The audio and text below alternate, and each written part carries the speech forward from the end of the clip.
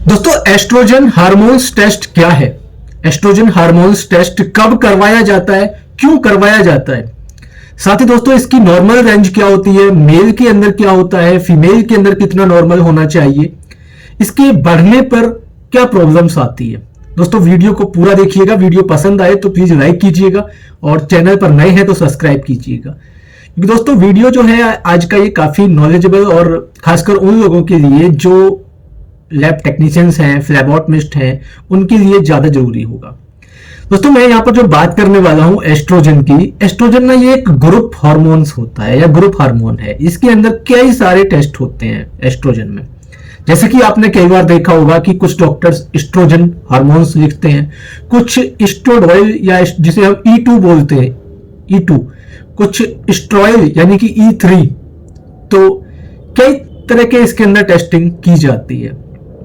इसलिए दोस्तों मैंने बोला कि ये बहुत नॉलेजेबल वीडियो होगा, क्योंकि आपको पता होना चाहिए कि E2 क्या होता है, E3 क्या होता है, E1 क्या होता है। सबका ज्यादातर एस्ट्रोजन के नाम से ही लोग इसे ज्यादा जानते हैं। दोस्तों वीडियो पूरा देखिएगा, थोड़ा लंबा जरूर होगा लेकिन काफी नॉलेजेबल होने वाला है आपके लिए। तो थोड़ा सा डिटेल में बात करते हैं पहले कि आखिर ये एस्ट्रोजन होता क्या है, जो एस्ट्रोजन हार्मोन्स है। दोस्तों एस्ट्रोजन जो टेस्ट है ये इस्तेमाल ज्यादातर जो किया जाता है ये फर्टिलिटी प्रॉब्लम्स हो गई, मेनोपॉज हो गया, ठीक है, या दोस्तों कोई भी सेक्सुअली प्रॉब्लम्स में ज्यादातर डॉक्टर्स इस टेस्ट को प्रेस्क्राइब करते हैं। एस्ट्रोजन एक तरह का हार्मोन्स है जो महिलाओं में हड्डियों और फर्टिलिटी संबंधित कई मामलों में बहुत महत्वपूर्ण भूमिका निभाता है। लेकिन क्या आप जानते हैं कि एस्ट्रोजन के कई रूप होते हैं?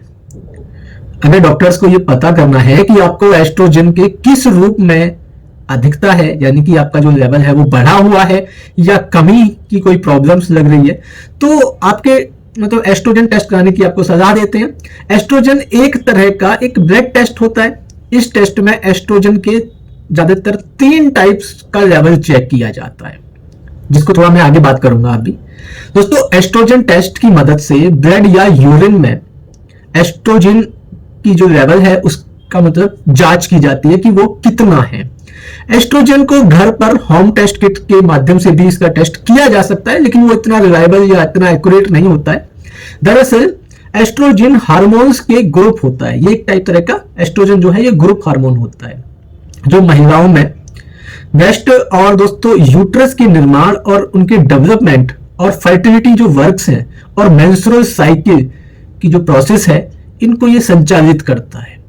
दोस्तों एस्ट्रोजन पुरुषों में भी बनता है, लेकिन पुरुषों में जो इसकी मात्रा है, इसका जो लेवल है वो काफी कम होता है अकॉर्डिंग टू फीमेल, ठीक है।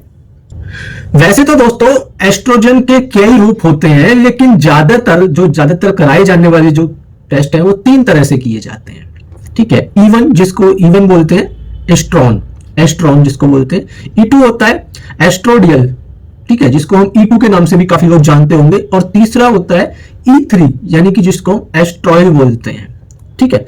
दोस्तों पहले बात करें यहां पर एस्ट्रॉन की यानी कि E1 की।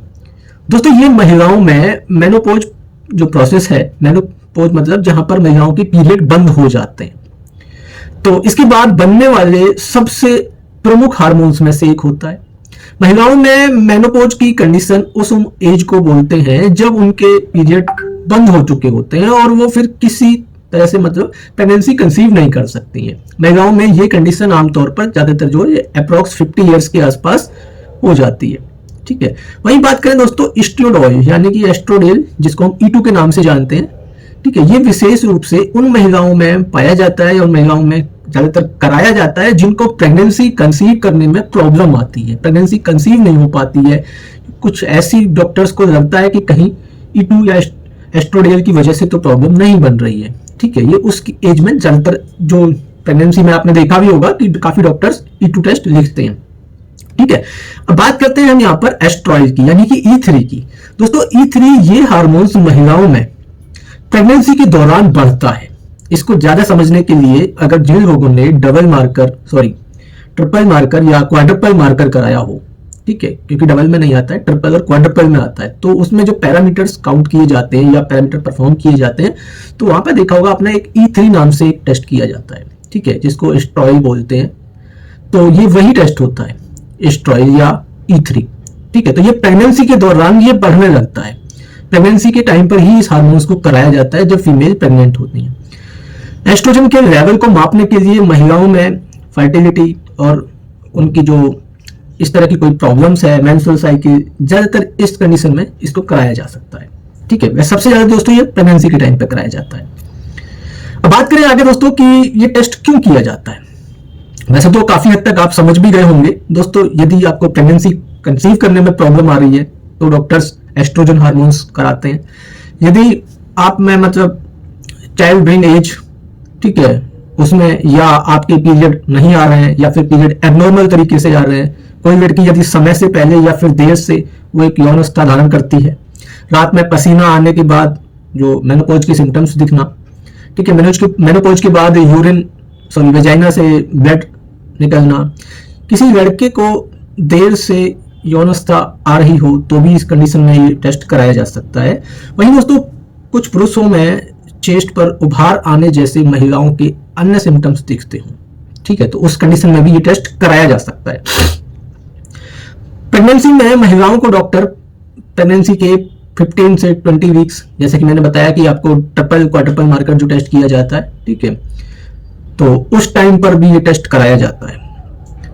इसमें ये पता लगाया जाता है कि कहीं बच्चे को डाउन सिंड्रोम जैसे कोई जेनेटिक मतलब इस तरह के कोई बर्थ डिफेक्ट तो नहीं है। सभी महिलाओं की प्रेगनेंसी के दौरान एस्ट्रॉयड टेस्ट कराने की जरूरत नहीं होती है। इस टेस्ट को उन महिलाओं के लिए ज्यादा जरूरी है जिनके बच्चों में कोई भी बर्थ डिफेक्ट या कोई जन्मजात दोष होने का रिस्क होता हो, पहला बच्चा इस कंडीशन में हुआ हो, फैमिली हिस्ट्री रही हो, ठीक है, या उस प्रेग्नेंट वुमेन्स की एज ज्यादा हो, ठीक है, बहुत सारी ऐसी सिचुएशन है जहां पर ये डॉक्टर्स ये टेस्ट कराते हैं। आगे बात करें दोस्तों हम इसके कुछ रिजल्ट की, कि जो इसका रिजल्ट है वो क्या होता है। जो एस्ट्रोजन हार्मोन्स की बात करें पहले दोस्तों, इसमें एस्ट्रोडाइल अगर पहले बात करें पुरुषों में, तो पुरुषों में ये 10 से 40 पिकोग्राम प्रति मिलीलीटर इसकी वैल्यू होती है एस्ट्रोडाइल की, ठीक है, जिसको हम E2 बोलते हैं। और महिलाओं में बात करें तो मेनोपॉज से पहले महिलाओं के अंदर ये 15 से 330 पिकोग्राम प्रति मिलीलीटर हो सकता है, और मेनोपॉज के बाद ये 10 पिकोग्राम प्रति मिलीलीटर हो सकता है, ठीक है। बाकी ये थोड़ी वैल्यू जो है रेफरेंस रेंज थोड़ा अप डाउन हो सकती है। अब बात करें दोस्तों एस्ट्रोन की, यानी कि E1 की, क्योंकि E3 तो प्रेगनेंसी में ज्यादातर कराया जाता है तो वो तो हो नहीं सकता। दोस्तों पुरुषों में एस्ट्रोन 10 to 60 पिकोग्राम प्रति मिलीलीटर, और मेनोपॉज से पहले महिलाओं में ये 17 से लेके 200 पिकोग्राम प्रति मिलीलीटर, और मेनोपॉज के बाद 70 to 40 पिकोग्राम प्रति मिलीलीटर हो सकता है। तो ये इसकी नॉर्मल रेंज होती है।